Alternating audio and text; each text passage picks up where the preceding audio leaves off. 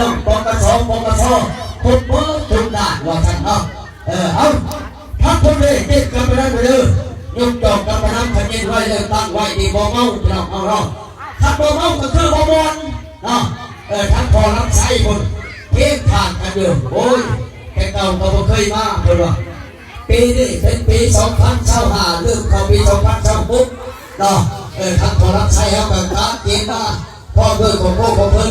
นี่ยกกันไปน้ำเด้อพอรับใช้พอได้จักได้เองแดงพวกพันธุ์คนเด้อมาขุดเองคนนี้เนาะพอได้อมใส่ไว้แล้วก็โทษทั้งทางขบวนมิมรีเนาะก็เป็นที่เป็นทั้งกระพาเนาะคนกระมาข้าเกมหลังจากมาโฮมเข่าพระเข่าพระบาแล้วก็จะได้พ่อระบบสามัคคีเพื่อเป็นสักขีพยานท่านผู้ใดมากี่ละเมื่อเป็นคนนั้นบ่ได้ห่วงในงานฉากผมโพไม้ของทางชักไปเด้อพี่น้องเอาเด้อเอาก่อนเด้อจุดเก่าก่อนข้าวบอกทำไมยังนะมา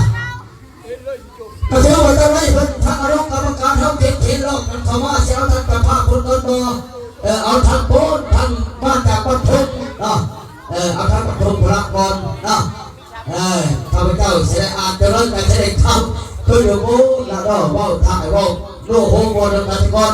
ทำโลกว่าคนเป็นเพ่งนี่คือผมมีบรรยากาศระลึกกระดับเอาเนาะ